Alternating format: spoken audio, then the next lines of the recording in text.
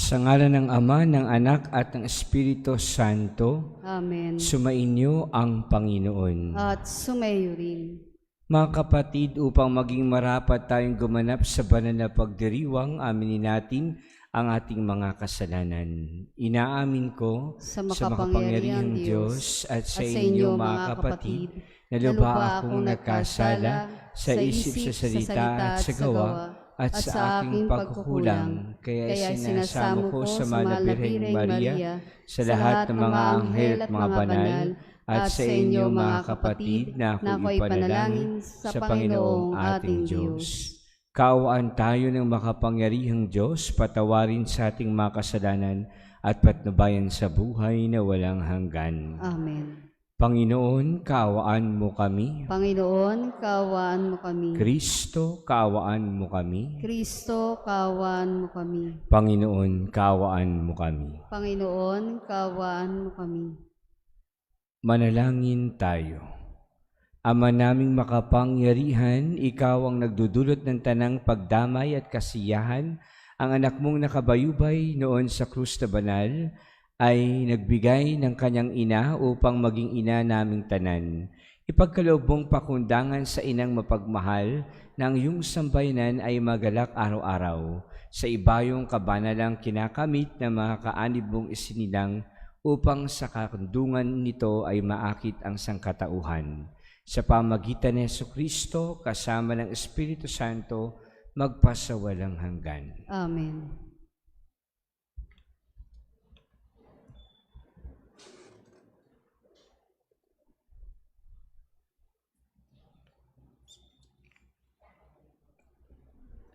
Ang salita ng Diyos mula sa aklat ng Henesis. Pagkakain ni Adan sa bunga ng puno, tinawag siya ng Panginoon at tinanong, "Saan ka naroon?" "Natakot po ako nang marinig ko kayong nasa hardin.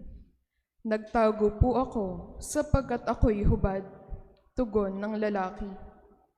"Sinong may sabi sa iyong hubad ka?" tanong ng Diyos. "Bakit? Kumain ka ba ng bungang ipinagbabawal ko?" "Kasi pinakain po ako ng babaeng ibinigay ninyo sa akin," tugon ng lalaki. "Bakit mo naman ginawa iyon?" tanong ng Diyos sa babae. "Mangyari po'y nilinlang ako ng ahas, kaya ako natuksong kumain," tugon naman niya. At sinabi ng Panginoon sa ahas, "Sa iyong ginawa'y may parusang dapat, na tanging ikaw lang yaong magdaranas. Ikaw ay gagapang, ang hatol kong gawad, at alikabok ang pagkaing dapat. Kayo ng babae ay laging mag-aaway, binhi mo't binhi niya ay laging maglalaban. Ito ang dudurog sa ulo mong iyan, at ang sakong niya'y ikaw ang tutuklaw." Eva ang itinawag ni Adan sa kanyang asawa, sapagkat ito ang ina ng sangkatauhan. Ang salita ng Diyos. Salamat sa Diyos.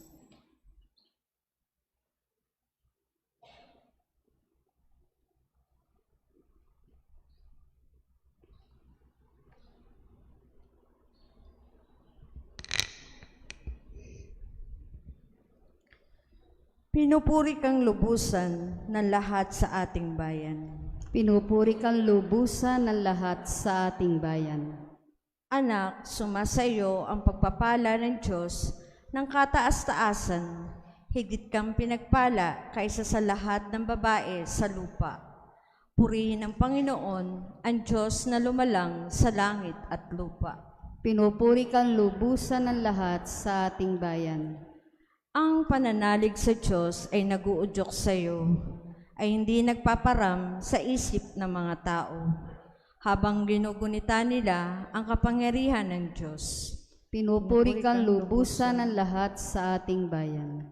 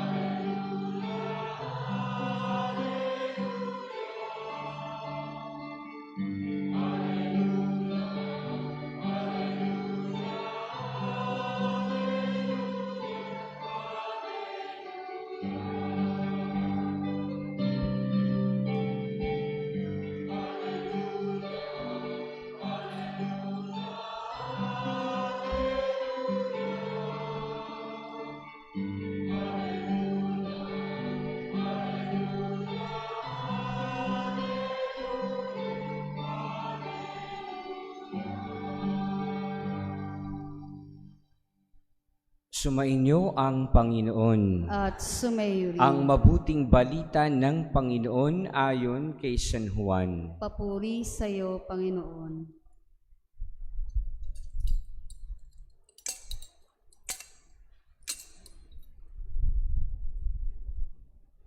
Nung panahong iyon, nakatayo sa tabi ng krus ni Jesus ang kanyang ina at ang kapatid na babae nitong si Maria, na asawa ni Cleopas. Naroon din si Maria Magdalena nang makita ni Jesus ang kanyang ina at ang minamahal niyang alagad sa tabi nito. Kanyang sinabi, "Ginang, narito ang iyong anak," at sinabi sa alagad, "Narito ang iyong ina." Mula noon, siya'y pinatira ng alagad na ito sa kanyang bahay. Mga kapatid, ang mabuting balita ng Panginoon. Pinupuri ka namin, Panginoong Hesukristo.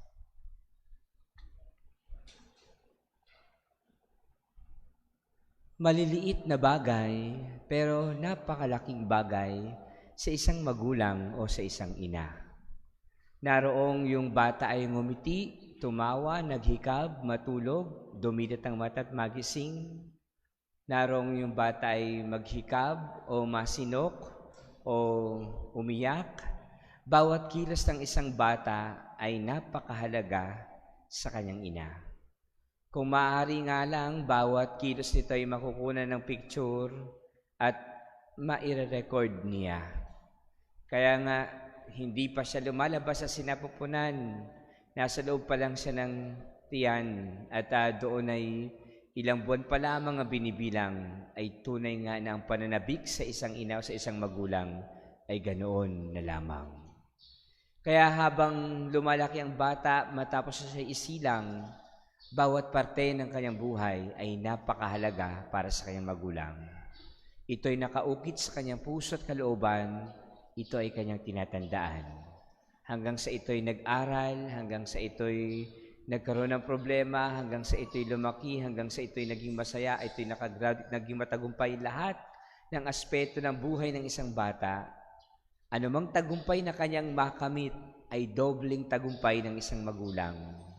Anumang kagalakan na kanyang nararamdaman ay dobling kagalakan na nararamdaman ng isang magulang. Tunay nga na lahat ng ito ay sinusubaybayan ng isang ina o ng isang magulang. Ngunit sa ebanghelyo na ating napakinggan, ito yung tagpo ng ina na ni Jesus, ang mahal na Birheng Maria na sa paanan ng krus. Tagpo na kung saan si Jesus ay nangihina, halos malagutan ng hininga, at doon sa krus ay nabayubay at halos mawala ng buhay. Pero ang ina, ang mahal na Birheng Maria, hindi siya iniwanan. Tagpo na kung saan ang isang ina ay nagbibigay sa kanya ng lakas ng loob upang mawala ang takot at pangamba. Ang isang inay naroon upang siya'y suportahan, upang siya'y damayan, upang siya'y samahan. Napakagandang larawan na ang isang magulang o isang ina hindi mawawala kahit kailan. Kahit na ano pa ang mangyari at kahit ano pang pagdaanan at harapin sa buhay ng isang anak. Pero kahit na ang isang inay naroon sa paanan ng krus, puno ng galak, puno ng lakas ng loob, puno ng pagmamahal ang isang anak, sapagkat alam niyang ang kanyang inay naroon. Kaya nga kapag ang mga anak ay natatakot, kinakabahan, may mga pagsubok na pinagdadaanan, pero pag nakita yung ina, lumalakas ang loob. Tumatatag at hindi pinanghihinaan, lumalakas at nagkakaroon pa ng inspirasyon upang hindi sumuko bagkus sa ilumaban. Inspirasyon ng isang ina o ng isang anak ang kanyang ina at inspirasyon rin ng ina ang kanyang anak. Vice versa, parehong nararamdaman ang kagalakan, ang tagumpay at ang pagmamahal.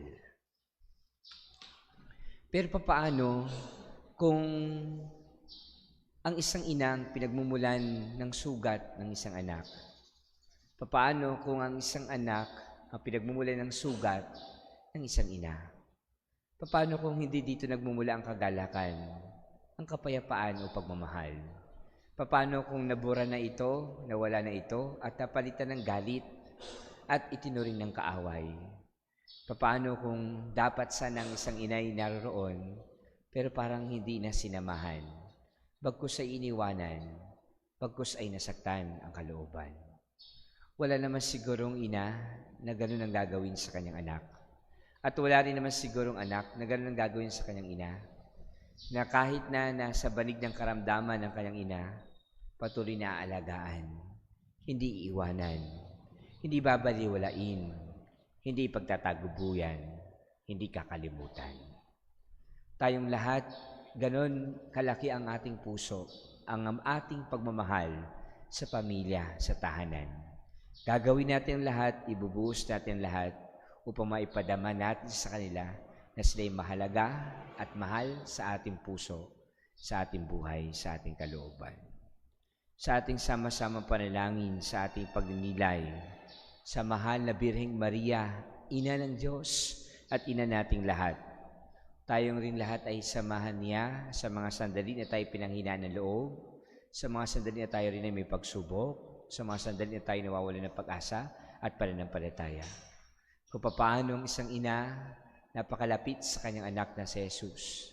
Dumudulog tayo sa kanya at inilalapit natin sa mahal na ina ang ating mga kahilingan upang tayo tulungan ng kanyang anak na si Jesus, na siyang nakikinig, na siyang nagbibigay at nag-aalay rin ng kanyang buhay para sa ating lahat, para sa ikapagpapatawad ng kasalanan, para sa ating kaligtasan.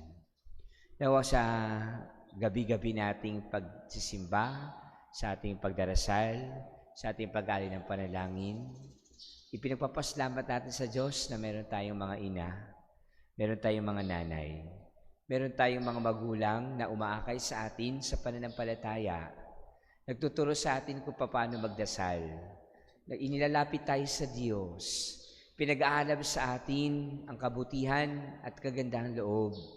Pag meron tayong pagkakamali, pinagsasabihan tayo, pinapagalitan tayo, sinisermonan tayo, itinutuwid tayo. Mga magulang na hindi hahayaan ng isang anak ay lumaki na mayroong kasamaan o kasalanan. Hindi pagtatakpan, hindi ito-tolerate yung kanyang pagiging masama sa kanyang buhay. Kung minsan may pumapalya siguro kasi ayaw isuko yung kanyang anak na nagkamali sapagkat ayaw niya itong masaktan. Pero ang tunay na pagmamahal, kahit na masaktan yung anak, gagawin pa rin niya yon sapagkat gusto niyang matuto at gusto niyang matuwid ang pagkakamali ng kanyang anak sa nagawang kasalanan. Kaya sa ating pagpapatuloy ng panalangin, dinggin ng Diyos ang ating mga dasal. Sa tulong ng mahal na Birheng Maria, sa tulong ng mahal na ina, tayong kanyang mga anak ay patuloy ring ituwid at itama kung meron tayong pagkakamali. Kung minsan tayo'y handa na masugatan, handa na madapa, handa na mauntog, handa na magising muli sa mabuti, sa tama, at sa banal. Amen.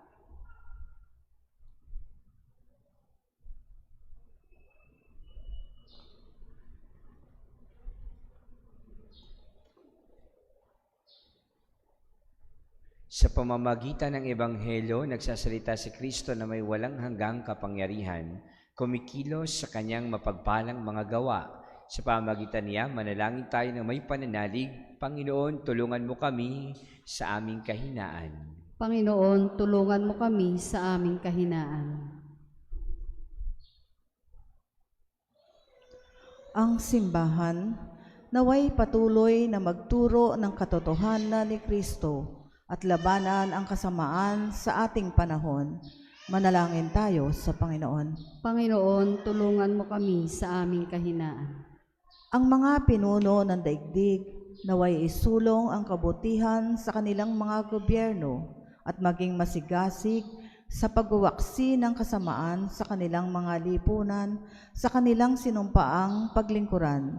Manalangin tayo sa Panginoon. Panginoon, tulungan mo kami sa aming kahinaan. Tayong lahat naway hindi manghinawa sa ating buhay, panalangin, upang hindi maghari ang mga masasamang espiritu sa ating buhay.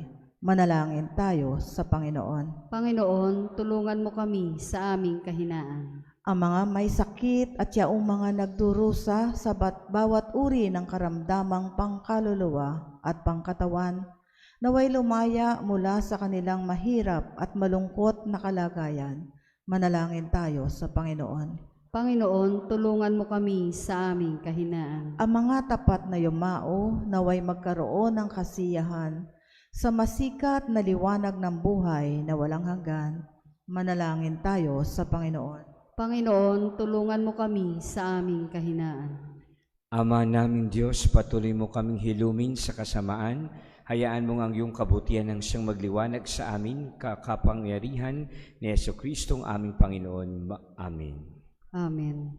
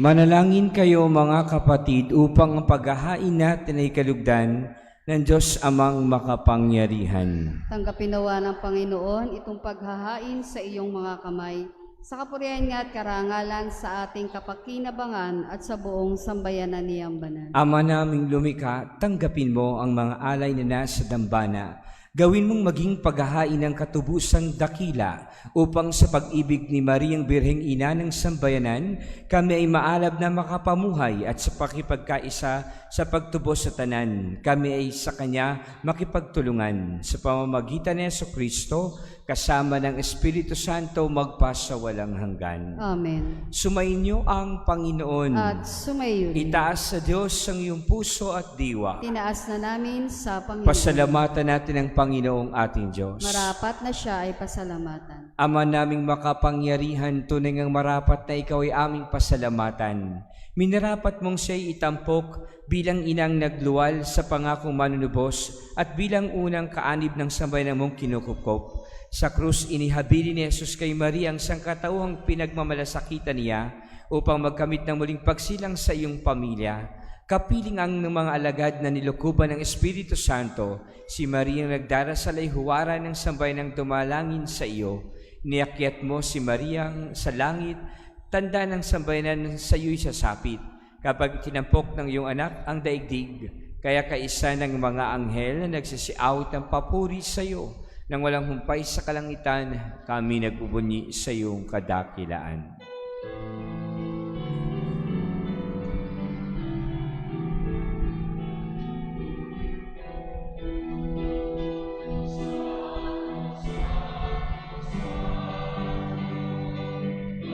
Panginoong Diyos, napupuno ang langit at lupa ng kadakilaan mo.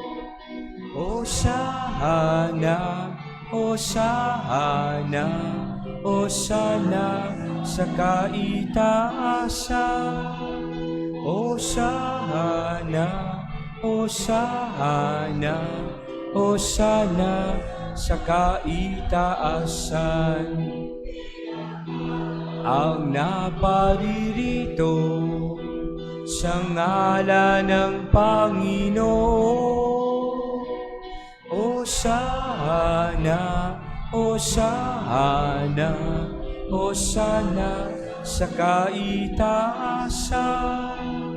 Hosana, Hosana, Hosana sa kaitaasan.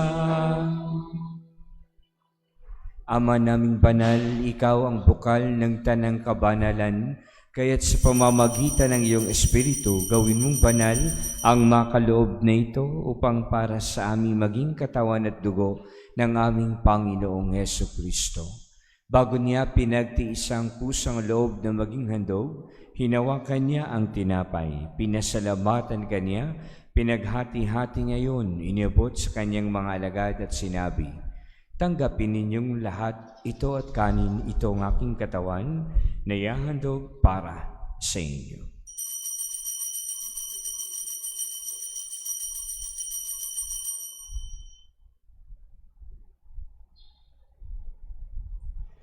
Gayon din naman nang matapos ang hapunan, hinawakan niya ang kalis. Muli kanyang pinasalamatan. Inabot niya ang kalis sa kanyang mga alagad at sinabi, tanggapin ninyong lahat ito at inumin. Ito ang kalis ng aking dugo ng bago at walang hanggang tipan.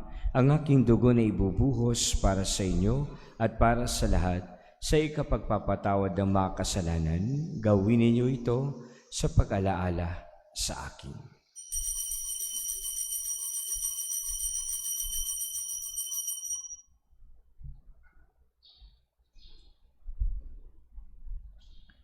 Ipagbunyi natin ang misteryo ng pananampalataya.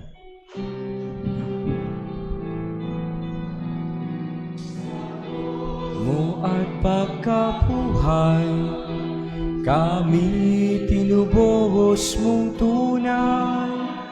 Poong Jesus, naming mahal, itas mo kaming tanan. Poong Jesus, naming mahal, ngayon at magpakailanman. Kami nagpapasalamat dahil kami yung minarapat na tumayo sa harap mo para maglingkod sa iyo. Isinasamo namin kami magsasalo-salo sa katawan at dugo ni Kristo ay mabuklod sa pagkakaisa sa pamamagitan ng Espiritu Santo. Alalahanin mo rin ang mga kapatid naming nahimlay na may pag-asang muling mabubuhay, gayon din ang lahat ng mga pumanaw. Kaawaan mo sila at patuloyin sa iyong kaliwanagan. Kaawaan mo at pagindapatin kami lahat na makasalo sa iyong buhay na walang wakas. Kaisa ng mahal na Birheng Maria na Ina ng Diyos, kaisa ng mga apostol at lahat ng mga banal na namuhay dito sa daigdig ng kalugod-lugod sa iyo. Maipagdiwang nawa namin ang pagpupuri sa ikararangal mo sa pamamagitan ng iyong anak na aming Panginoong Hesu Kristo. Sa pamamagitan ni Kristo, kasama niya at sa Kanya, ang lahat ng parangal at papuri ay sa iyo, Diyos Amang makapangyarihan, kasama ng Espiritu Santo, magpasawalang hanggan.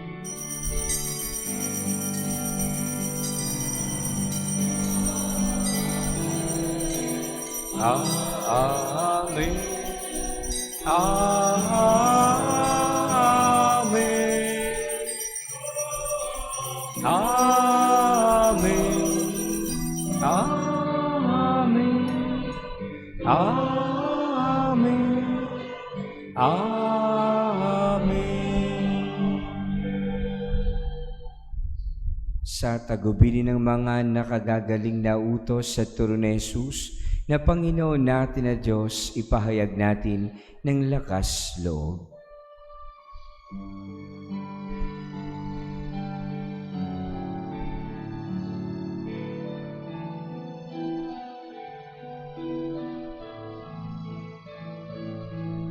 Ama namin, sumasalangit ka, sambahin ang ngalan mo, mapasa amin ang kaharian mo, sundin ang loob mo, dito sa lupa para lang sa langit. Bigyan mo po kami ngayon ng aming kakanin sa araw-araw at patawarin mo kami sa aming mga sala para ng pagpapatawad namin sa nakakasala sa amin, at huwag mo kaming ipahintulot sa tukso, at iadya mo kami sa lahat ng masama. Hinihiling nami kami yadya sa lahat ng masama, pagkalooban ng kapayapaan araw-araw, iligtas sa kasalanan, ilayo sa lahat ng kapahamakan. Samantalang aming pinananabikan ang dakilang araw ng pagpapahayag ng tagapagligtas naming si Hesu Kristo.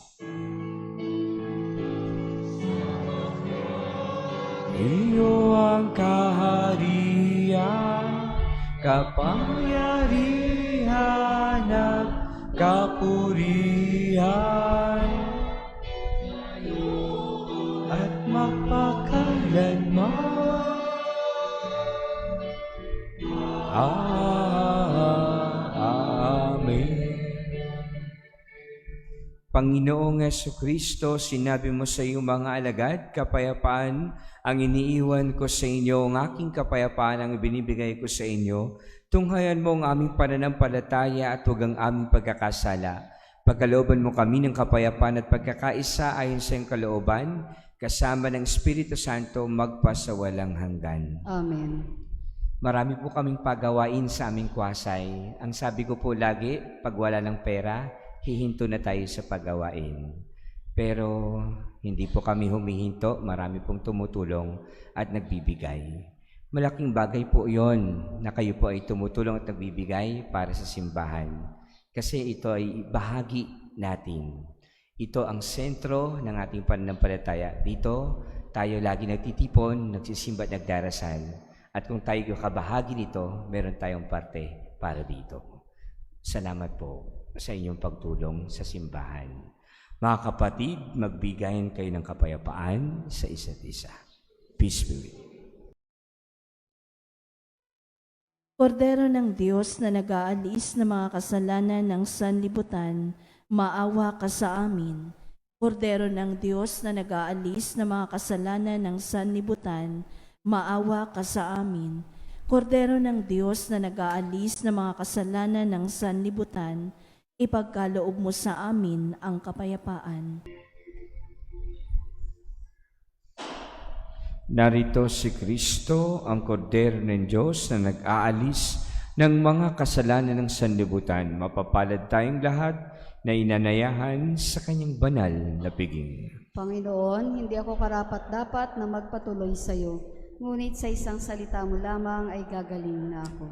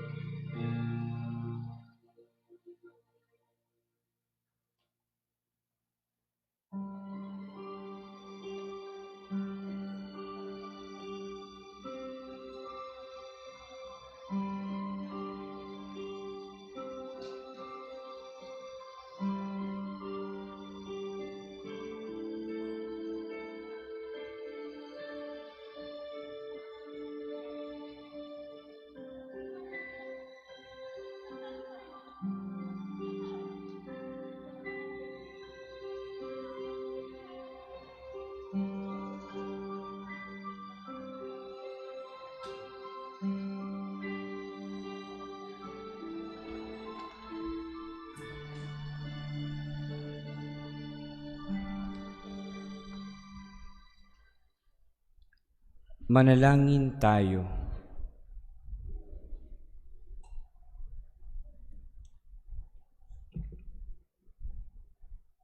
Ama naming mapagmahal, kaming mga nakinabang sa dulot mong katubusan at buhay, ay dumadalangin sa tulong ng Mariang Ina at Birheng Banal. Ang mabuting balita ay maipalaganap sa tanan at ang Espiritu Santo ay lubos na manahan sa sanlibutan. Sa pamagitan ng Jesucristo, kasama ng Espiritu Santo, magpa sa walang hanggan. Amen. Sumainyo ang Panginoon. At sumayo rin. Pagpalain kayong lahat na makapangyarihang Diyos, Ama, Anak, at Espiritu Santo. Amen. Tapos ng ating banal na pagdiriwang, humayo kayong taglay ang kapayapaan. Salamat sa Diyos.